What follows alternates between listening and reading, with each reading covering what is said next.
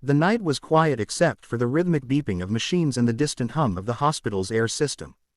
Elena Matthews was finishing her shift in the emergency ward, her scrubs wrinkled, her hair pinned loosely, exhaustion shadowing her eyes. She had just handed off her last patient when the doors swung open. A man staggered in, clutching his chest, and behind him came Drive. Adrian Knight. Everyone knew his name. The billionaire doctor. The youngest surgeon to own part of the hospital. The one who never smiled, who never stayed long enough for anyone to get close. His reputation was as sharp as his scalpel, brilliant, cold, untouchable. Elena had seen him from afar, maybe exchanged a few polite words, but that night would change everything. "Get me a crash cart," he ordered, his voice low but commanding. Elena rushed to obey. She had no idea why her hands trembled, maybe from the intensity of his gaze when he turned toward her, eyes the color of storm clouds, unreadable and deep. For the next 30 minutes, she worked beside him, their movements synchronized, adrenaline pumping through every vein. When the patient stabilized, Adrian stepped back, removing his gloves, his face calm but his eyes distant, as though he were somewhere else entirely. "Good work," he said quietly, surprising her. He rarely complimented anyone. She gave a small, awkward smile, unsure what to say. He turned to leave but paused, his expression unreadable. Later that night, as Elena walked down the dimly lit hallway toward the staff lounge, she noticed him again, standing by the vending machine, one hand in his pocket, the other holding a cup of coffee. He looked lost. For a moment, he wasn't the billionaire doctor. He was just a man staring into a cup as if it held the answers he'd been searching for. "You shouldn't drink that," she said before she could stop herself. "It's terrible coffee." He looked up, the faintest trace of amusement flickering across his lips. "I've had worse." There was a pause, the kind that stretched longer than comfort allowed. Then, unexpectedly, he said, "Elena, isn't it?" She blinked. "Yes, sir." He nodded once, as if confirming something in his mind. Then, in a voice barely above a whisper, he said words that made her heart stop. "Pretend to be my wife." She thought she'd misheard. I'm sorry, what?" "I need you to pretend to be my wife," he repeated, calm as ever. "It's temporary. 1 month." Her mouth opened, then closed again. "Dr. Knight, are you joking?" "No," he said simply. "My grandmother is dying. Her last wish is to see me married, settled. I can't give her that truth, so I need a believable lie." Elena's mind spun. This couldn't be real. Of all the nurses in the hospital, why her? He must have sensed her hesitation, because he added, "You're professional, discreet, and not the type to talk. I'll compensate you, more than you could make here in years." Her throat tightened. The offer was insane, and yet, her mother's medical bills haunted her every waking hour. Still, she shook her head. "That's not. I don't know if I can." He stepped closer, his voice dropping to a low whisper. "I'm not asking for love. Just your cooperation." There was something in his tone. Not arrogance, not desperation, but quiet pain. It disarmed her. Against all logic, she whispered, "Why me?" His eyes softened, just for a moment. "Because you don't look at me like everyone else does." The air between them thickened. For a long moment, they just stared at each other, her heart hammering, his gaze steady and unreadable. Finally, he straightened, his businesslike composure returning. "Think about it. But if you agree," he paused, his voice turning grave, "there's one condition. You'll live with me, every moment in public, and in private, you'll act as my real wife." And just like that, he walked away, leaving her frozen in the hallway, the echo of his words swirling through her mind like a storm she didn't see coming. Elena's heart pounded as the car rolled up the long, winding driveway of Adrian Knight's estate. It looked less like a house and more like a world of its own. Tall iron gates, manicured gardens that stretched into darkness, and a mansion that glowed softly against the night sky. She couldn't believe she had said yes. Her mother's medical bills had arrived that morning, the number was impossible. And then she remembered his offer. 1 month of pretending to be his wife, and she could pay off everything. She told herself it was just an arrangement, a business deal. But as the butler opened the grand doors and she stepped inside, she felt the walls closing in around her. Adrian was waiting in the foyer, wearing a tailored suit that made him look impossibly put together. His expression, however, was unreadable as always. "You're late," he said quietly. "There was traffic," she managed, clutching her small bag as if it were a shield. He gave her a single glance before turning. "Come with me." She followed him through the marble hallway, past art pieces that probably cost more than her entire apartment building. Every step echoed off the high ceilings. They stopped before a massive staircase that curved like a piece of art itself. "Your room is on the left wing," he said. "We'll have breakfast together at 8. My grandmother's nurse will bring her here tomorrow. From that moment on, we act as husband and wife." Elena nodded, her throat dry. "Understood." He studied her for a long moment, his eyes dark and sharp. "If you're having second thoughts, say so now. Once we start, there's no going back."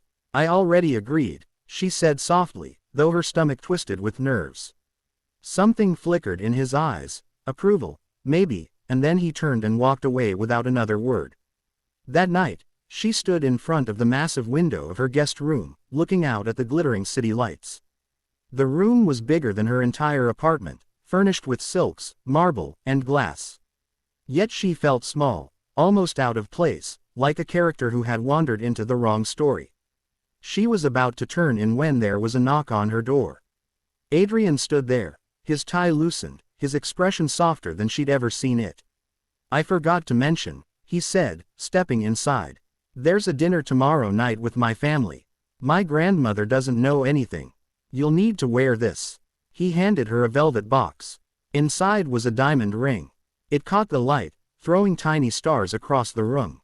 "It's beautiful," she whispered. "It should be," he said. "Everyone will expect you to wear it." She looked up at him, her fingers brushing the cold metal. "You've thought of everything." "I don't leave things to chance," he replied, his voice low. "If we're going to do this, we do it perfectly." There was a moment of silence, heavy, charged. She could feel his gaze on her, but not in the way that made her uncomfortable. It was curious, as if he were studying something he didn't quite understand. Finally, she said, "You don't have to be so formal all the time. If I'm going to be your wife, even a fake one, maybe try being human." His lips twitched. Not quite a smile, but close. "Careful, Nurse Matthews. You might start thinking I have a heart." "Do you?" she asked before she could stop herself. He hesitated, then gave a small, almost sad smile. "I did, once." The honesty in his voice left her breathless. For a moment, she saw a flicker of vulnerability beneath the perfect facade. But then, like a shutter closing, it was gone. He nodded toward the ring box. "Get some rest. Tomorrow, our act begins." When he left, the silence of the mansion pressed in around her. She stared down at the diamond ring in her hand, its light reflecting on her skin like a promise and a warning all at once. As she slid it onto her finger, she whispered to herself, "It's just pretend." But deep down, something in her heart whispered back, "Then why does it already feel real?" The next evening, the Knight family's grand dining hall glittered under chandeliers that looked like constellations caught in glass. Elena stood at the entrance, her fingers tightening around Adrian's arm as they stepped inside. Her nerves buzzed like electricity beneath her calm exterior. Every pair of eyes turned toward them, powerful people, dressed in elegance, measuring her in silence. Adrian leaned closer and whispered against her ear, his breath warm. "Remember, you're my wife." Relax. Easy for him to say, she thought. He looked effortlessly composed in his charcoal suit, his presence commanding and cool, while her heart was doing somersaults beneath her gown. The lie was about to be tested. His grandmother, Eleanor Knight, sat at the head of the table, silver-haired, graceful, and sharp-eyed. When she saw them, her face softened into a smile. "Adrian, my dear boy," she said warmly. "And this must be the woman who finally tamed you." Adrian smiled faintly, the kind of smile Elena realized he reserved only for her. "Grandmother, this is Elena." Eleanor reached out and took Elena's hands in hers. "My dear, you're even lovelier than I imagined. Adrian's letters didn't do you justice." Elena froze. "Letters?" She shot Adrian a questioning glance, but he only gave her a subtle nod, his expression unreadable. Apparently, their story had already been carefully written. Dinner began, and conversation flowed easily around the table. Adrian's cousins asked polite questions, where she grew up, how they met, when he proposed. She stuck to the story they had rehearsed.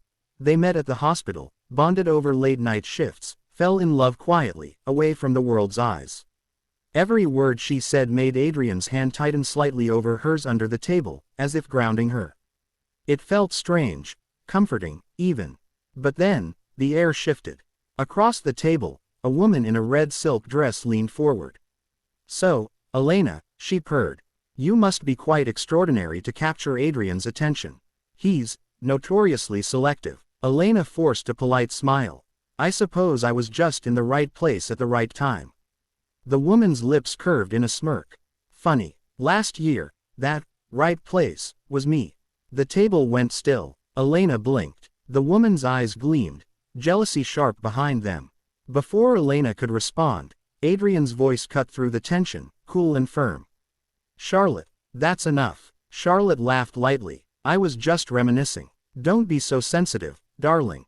But Adrian didn't smile. Instead, he reached for Elena's hand, bringing it to his lips in front of everyone.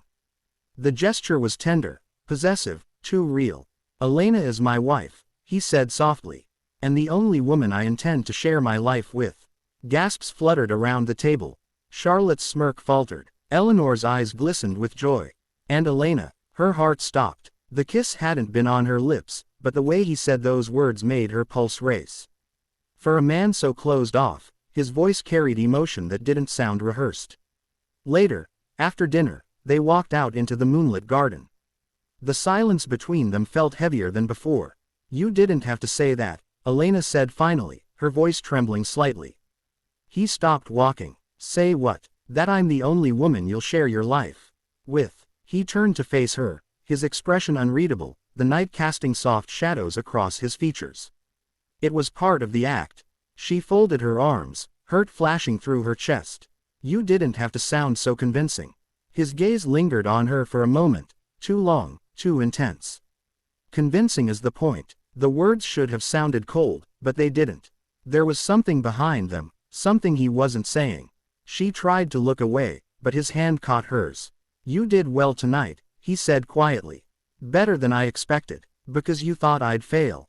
A faint smile curved his lips. "Because I didn't think you'd look so natural beside me." Her breath hitched. The world seemed to still. The rustling leaves, the distant hum of the city fading into silence. For a brief, dangerous moment, it didn't feel like an act anymore. Then he stepped back, the walls sliding back into place behind his eyes. "Go get some rest. Tomorrow we have the charity gala." As he walked away, Elena stood under the silver moonlight, the taste of unreality lingering in the air. She touched her hand where his lips had brushed earlier, and for the first time, she wasn't sure who was pretending anymore. The following night, the ballroom shimmered with crystal light, laughter, and the soft hum of violins. The charity gala was the biggest event of the year. Every major donor, politician, and hospital board member was present. Cameras flashed as Adrian and Elena walked in, hand in hand, looking like a couple straight out of a magazine.